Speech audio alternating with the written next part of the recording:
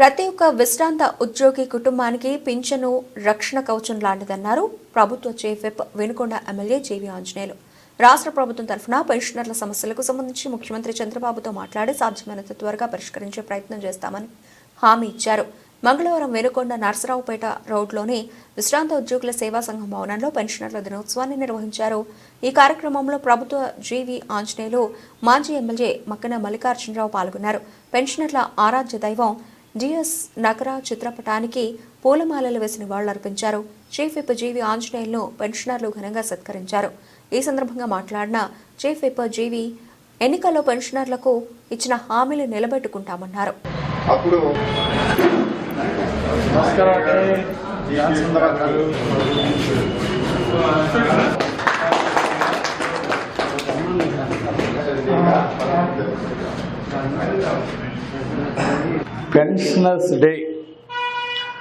Pensioners day శుభాకాంక్షలు తెలియజేస్తున్నా. చాలా సంతోషం. ఈ పెన్షనర్స్ డే ప్రతి కుటుంబానికి ఈ పెన్షన్ అనేది ఒక రక్షణ కవచం లాంటిది.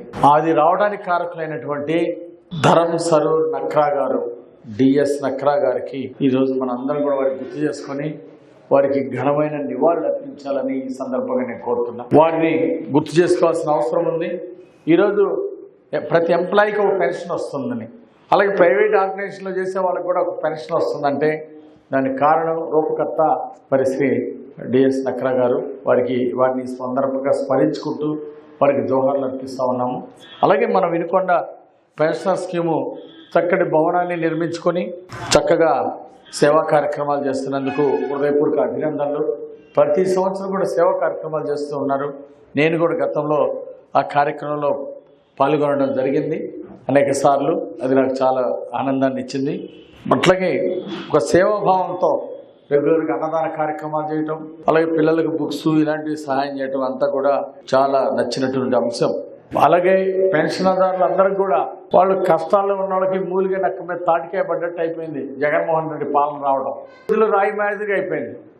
అవినీతి స్వార్థంతో లక్షల కోట్లు దోచుకోవడమే కానీ పేదోడి గురించి ఆలోచించాడా, ఒక దళితుడి గురించి ఆలోచించాడా, ఒక బీసీల గురించి ఆలోచించాడా? ఎక్కడా లేదు. ఎవరికి న్యాయం చేశాడు? దళితులకు ఇవ్వాల్సిన సప్లాన్ నిధులు దోచుకున్నాడు. బీసీలకు ఇవ్వాల్సినటువంటి చంద్రబాబు గారు పాలన ఇచ్చినటువంటి సప్లాన్ నిధులు పక్కదారి పట్టించాడు. బీసీలు రిజర్వేషన్లు తగ్గించాడు 10% జగన్మోహన్ రెడ్డి. అట్లాగే అదేవిధంగా 15% ఉండేటువంటి పెన్షన్ని 12% కుదించాడు. మంచి పని చేయకపోగా, మేలు చేయకపోగా కీడు చేసిన వ్యక్తి, పెన్షనర్లకు కీడు చేసిన వ్యక్తి ఎవరంటే జీవితాంతం గుర్తుపెట్టుకోవడం కాదు, ఇలాంటి దుర్మార్గుల గురించి ఇంటింటికి బతుకున్నంత కాలం చెప్పాలా. భవిష్యత్తులో ఇలాంటి రాక్షస పాలన రాకూడదు, ఇలాంటి దుర్మార్గులు రాకుండా చేయాల్సినటువంటి బాధ్యత పెన్షన్దారులపైన ఎంతైనా ఉందని ఈ సందర్భంగా నేను గుర్తు చేస్తున్నా.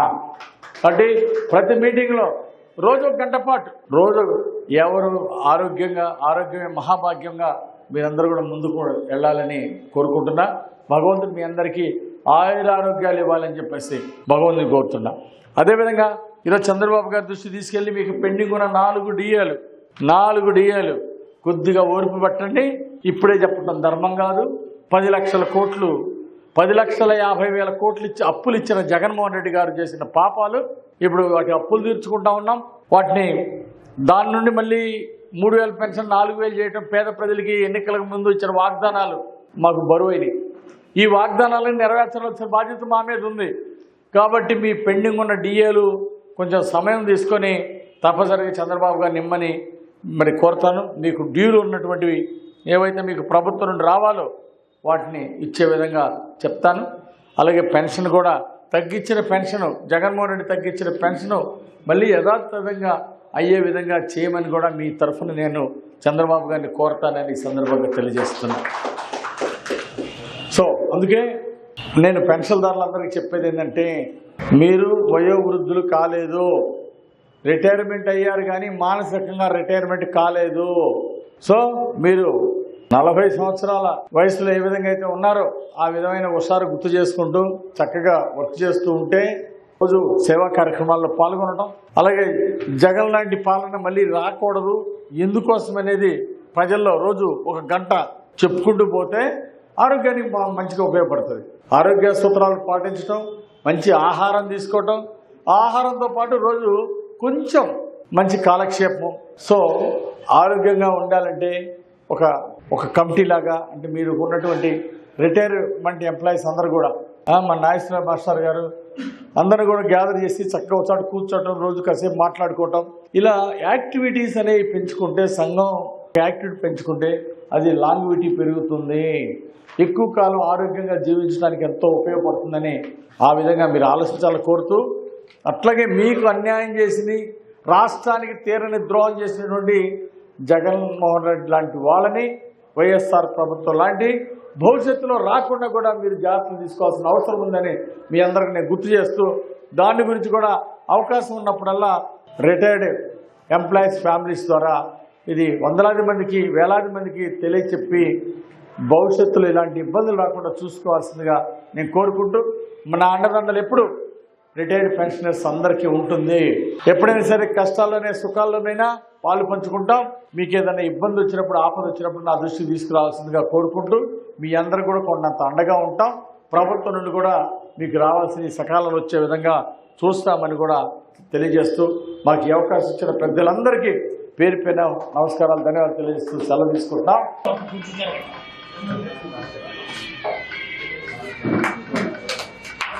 గవర్నర్లు ఈ నాలుగు గారు, అలాగే సంతోషం సేవా సంఘం పెట్టినట్టు మీ అందరికీ ధన్యవాదాలు.